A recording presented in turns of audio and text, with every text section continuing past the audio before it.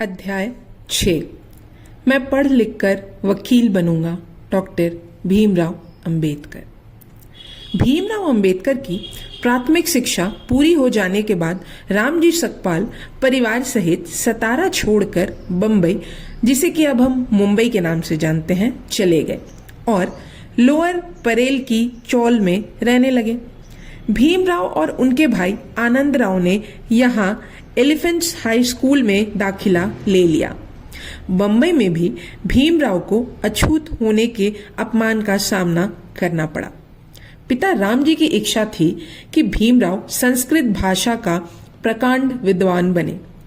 वे भीमराव अंबेडकर को संस्कृत के ब्राह्मण अध्यापक के पास लेकर गए और उन्होंने अध्यापक से भीमराव को संस्कृत सिखाने का अनुरोध किया, परंतु उन्होंने साफ मना कर दिया कि मैं अछूत लड़कों को संस्कृत नहीं सिखाऊंगा।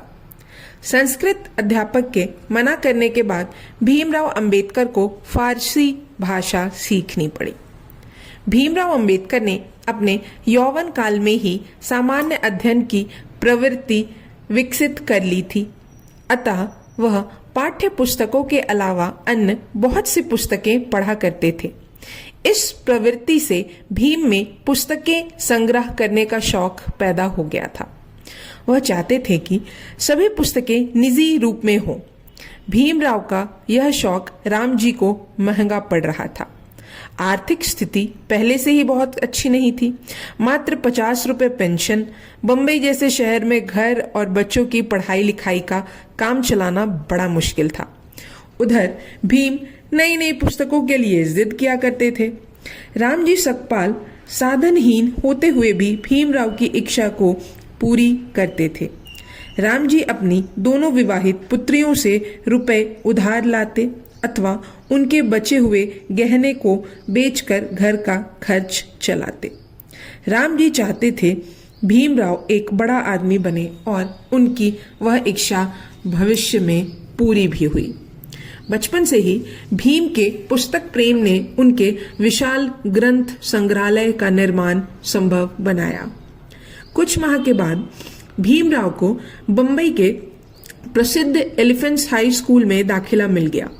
भीम ने अब कड़ी मेहनत करना प्रारंभ किया। वह अपना अधिक समय पढ़ाई को देने लगे थे। वह परिवार के अन्य सदस्यों के साथ लोअर परेल के एक ही कमरे में रहते थे। अलग से अध्ययन करने का कोई अवसर नहीं मिलता था। वह छोटा सा कमरा घर के बर्तनों और अन्य सामानों से भरा पड़ा रहता था। उसी कमरे में खाना पकाया जाता था। कमरे में परिवार की सदस्यों की भीड़ सी लगी रहती थी। कमरा एक जो रसोई घर, स्नान घर, विश्राम गृह, अध्ययन कक्ष सभी का काम करता था। रामजी ने भीम की अध्ययन की समस्या अपने ही ढंग से सुलझाई। भीम को जल्दी सोने को कहा जाता था ताकि वह सुबह उठकर अच्छी से पढ़ाई कर सके।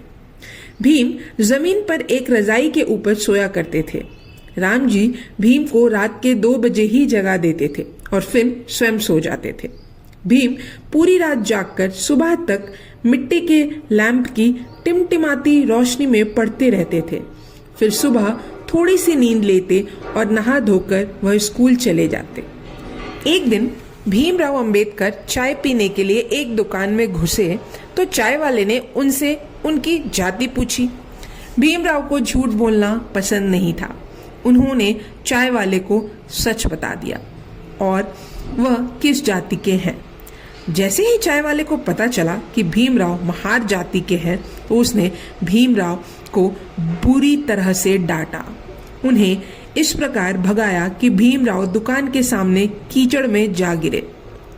यह देखकर वहां उपस्थित सारे लोग उन पर हंसने लगे। भीमराव अपमानित महसूस करते हुए दुखी मन से निराश होकर घर आ गए। इस प्रकार की अनगिनत घटनाओं का सामना अंबेडकर को अपने जीवन में सहना पड़ा था। इन्हीं घटनाओं के आधार पर ही उनके उच्च शिक्षा प्राप्त करने का संकल्प और वह पढ़ाई को होता और अधिक महत्व देने लगे। एक बार भीमराव अंबेडकर से हाई स्कूल के एक शिक्षक ने पूछा, भीमराव तुम तो महार हो, पढ़ लिख कर क्या करोगे? भीमराव ने शिक्षक को जवाब देते हुए कहा, मैं पढ़ लिख कर वकील बनूंगा, अछूतों के लिए एक नया कानून बनाऊंगा, छुआछूत का भेदभाव मिटाऊंगा जो सरकार को मानने पड़ेंगे। भीमराव की यह बातें सुनकर उस दिन उस शिक्षक के मन में भीमराव का स्थान ऊंचा हो गया। वह उन पर अधिक ध्यान देने लगे और उनसे ज्यादा स्नेह करने लगे। वे जानते थे कि भीमराव एक होनहार लड़का है और एक ना एक दिन जरूर कुछ बनकर रहेगा। भीमराव अंबेडकर ने अपनी मेहनत और लगन से मैट्रिक की परीक्षा प्रथम श्रेणी में पास कर ली। मैट्रिक की परीक्षा उत्तीर्ण करने वाले वे महार जाति के प्रथम छात्र थे। अंबेडकर के घर परिवार और बंबई के अछूत समुदाय वालों को जब यह बात पता चली तो वहां खुशी की लहर दौड़ पड़ी। लोगों ने भीमराव का अभिनंदन करने के लिए पंडाल लगाकर सभा का आयोजन किया। निश्चय ही एक अछूत व्यक्ति के लिए यह बहुत बड़ी उपलब्धि थी। एक प्रसिद्ध समाज सुधारक श्री S.K. बोले को सभा का अध्यक्ष बनाया गया था। उस सभा में एक और प्रसिद्ध समाज सुधारक तथा मराठी लेखक श्री कृष्णाजी कुलेस्कर भी उपस्थित थे। वे उस समय सिटी हाई स्कूल में सहायक अध्यापक थे तथा बाद में हेडमास्टर भी बने। भीम और कुलेस्कर दोनों स्कूल से छुट्टी होते ही नियम पूर्वक पुस्तक पढ़ने के लिए चेरनी रोड गार्डन में निश्चित स्थानों पर जाकर बैठते थे। भीम को नियम पूर्वक पढ़ते देख कुलेस्कर बड़े प्रसन्न होते थे। कुलेस्कर ने भीम को अच्छी अच्छी पुस्तकें पढ़ने के लिए देना प्रारंभ कर दिया। मराठी के प्रकांड विद्वान कुलेस्कर गुरुजी ने मराठी भाषा की स्वयं की लिखी अपनी नई पुस्तक बुद्ध चरित्र की एक कॉपी भीमराव को भेंट की। उन्होंने ही भीमराव को कॉलेज में दाखिला लेकर आगे की पढ़ाई करने हेतु बड़ौदा महाराज श्री सायाजी राव से मासिक छात्रवृत्ति भी दिलवा दी। सभा की समाप्ति पर कुलेस्कर ने रामजी सूबेदार से पूछा कि वह भीम को आगे पढ़ाएंगे अथवा नहीं। रामजी ने कहा कि वैसे उनकी आर्थिक स्थिति बड़ी खराब है, पर वे भीम को उच्च शिक्षा अवश्य दिलाएंगे।